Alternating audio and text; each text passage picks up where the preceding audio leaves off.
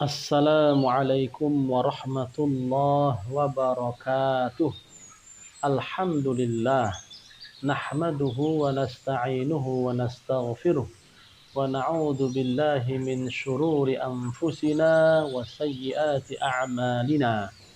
Man yahdihillah fala mudhillalah wa man yudlilhu fala hadiyalah.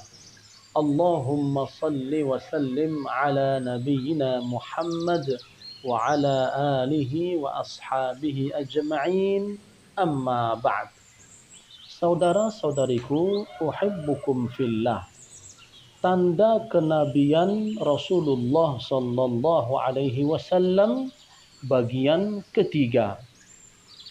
Dari Asim bin Umar bin Qatadah, dari neneknya Rumaisah radhiyallahu taala anha, ia berkata, Sami'tu Rasulullah sallallahu alaihi wasallam walau asya'u an uqabbilal khatam alladhi baina katifaihi min qurbihi la fa'altu. Yaqulu li Sa'ad bin Mu'adz yawma mata ihtazza lahu arsyur rahman. Aku mendengar Rasulullah sallallahu alaihi wasallam. Saat itu aku duduk berdampingan dengan beliau. Saking dekatnya dengan beliau, seandainya aku ingin mengecup tanda kenabian yang ada di antara kedua bahu beliau, niscaya aku dapat melakukannya. Beliau bersabda tentang kematian Sa'ad bin Mu'adz, bergoncanglah arasy Allah yang maha pengasih karena kematiannya, yaitu Sa'ad bin Mu'adz. Hadis riwayat At-Tirmidzi dan Ahmad. Kalimat seandainya aku ingin mengecup tanda kenabian yang ada di antara kedua bahu beliau, ini menegaskan bahwa pada saat itu Rumaisah radhiyallahu taala anha benar-benar duduk sangat dekat dengan Rasulullah sallallahu alaihi wasallam. Pernyataan ini mengandung penegasan bahwa beliau benar-benar mendengar dengan jelas apa yang dikatakan oleh Rasulullah sallallahu alaihi wasallam dengan menggambarkan ia dapat melihat tanda kenabian dari dekat. Arasy milik Allah Subhanahu wa taala, Sang Maha Pengasih, bergoncang karena kematian Sa'ad bin Mu'adz radhiyallahu anhu. Ini menegaskan bahwa Sa'ad bin Mu'adz memiliki kedudukan yang begitu mulia di sisi Allah Subhanahu wa taala hingga menyebabkan kegoncangan di arasy-Nya Allah yang merupakan makhluk Allah, di mana arasy merupakan makhluk yang paling besar dan luas di antara seluruh ciptaannya. Allah Ta'ala menyebutkan dalam Al-Quran dengan Arsyul Azim, arasy yang agung, Arsyul Karim, arasy yang mulia, Arsyul Majid, arasy yang agung, yang kuat. Demikianlah karena kebesaran dan keluasan ukurannya, arasy telah menjadi atap tertinggi dari seluruh ciptaan Allah Ta'ala.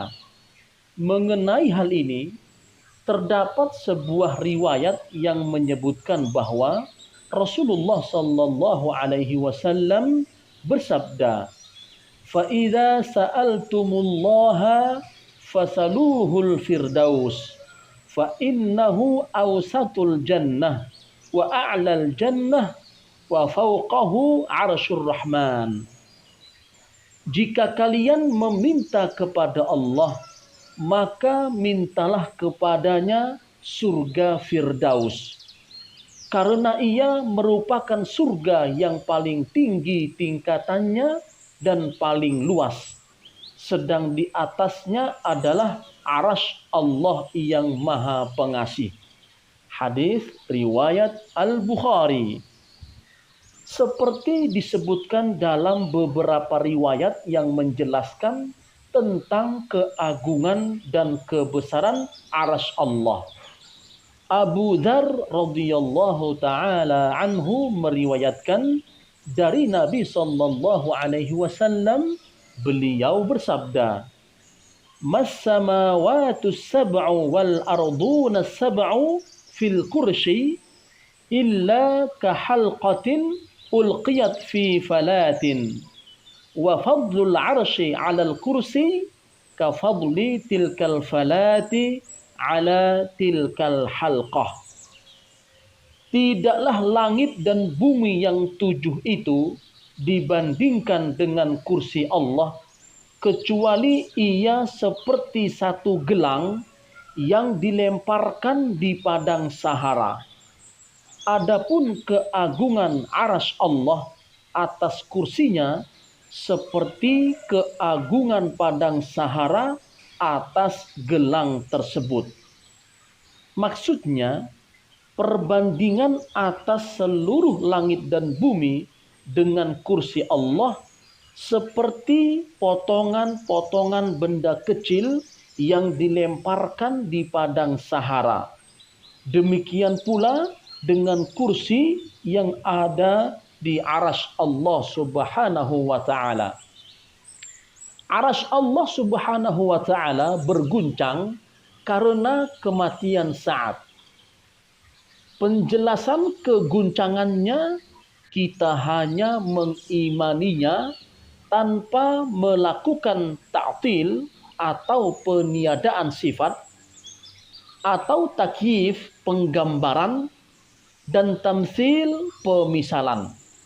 Kita hanya diperintahkan oleh Allah Subhanahu wa taala dan Nabi sallallahu alaihi wasallam hanya mengimani apa yang disebutkan di dalam Al-Qur'an dan sunnah Nabi Muhammad sallallahu alaihi wasallam. Penisbatan arasy kepada salah satu nama Allah, yaitu Ar-Rahman, merupakan penghormatan kepada keagungan dan kemuliaan arasy. Bagaimana tidak? Sedang ia adalah yang terbesar dan terluas di antara seluruh ciptaan Allah Subhanahu wa taala. Allah taala telah menciptakannya dari ketiadaan menjadi ada. Kemudian dengan segala kemuliaannya, ia bersemayam di atasnya. Sebagaimana banyak disebutkan di dalam Al-Quran, Allah Subhanahu wa taala berfirman, Ar-Rahman 'alal 'arsy istawa. Dialah Ar-Rahman yang maha pengasih yang bersemayam di atas arasy. Surah Thaha ayat 5. Allah Subhanahu wa taala juga berfirman, "Tsumma istawa 'alal 'arsy Ar-Rahmanu fas'al bihi khabira." Kemudian dia Allah bersemayam di atas arasy. Dialah yang maha pengasih, maka tanyakanlah tentang Allah kepada orang yang lebih mengetahui, yaitu Muhammad. Surah Al-Furqan ayat 59. Adapun makna istiwa bersemayam di sini adalah tinggi dan mulia dengan ketinggian dan kemuliaan yang layak untuk Allah Subhanahu wa taala. Oleh karenanya, barang siapa tidak meyakini Allah taala bersemayam di atas arasy dengan istiwa yang sesuai dengan kemuliaannya, maka ia hanya memiliki dua pilihan keyakinan yang tidak tepat. Pertama, orang itu terjerumus dalam keyakinan bahwa Allah Ta'ala ada di mana-mana. Ini merupakan keyakinan yang rusak dan tidak benar. serta bertentangan dengan dalil-dalil Al-Quran, hadis, ijma' para ulama, logika, dan fitrah manusia.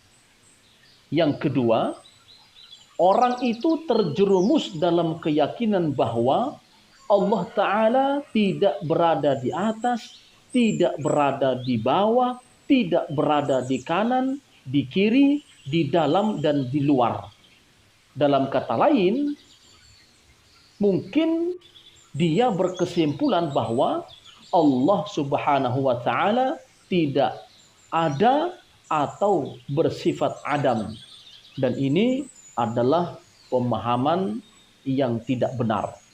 Semoga Allah Subhanahu wa Ta'ala memberikan petunjuk dan hidayah kepada kita semua. Wassalamualaikum warahmatullahi wabarakatuh.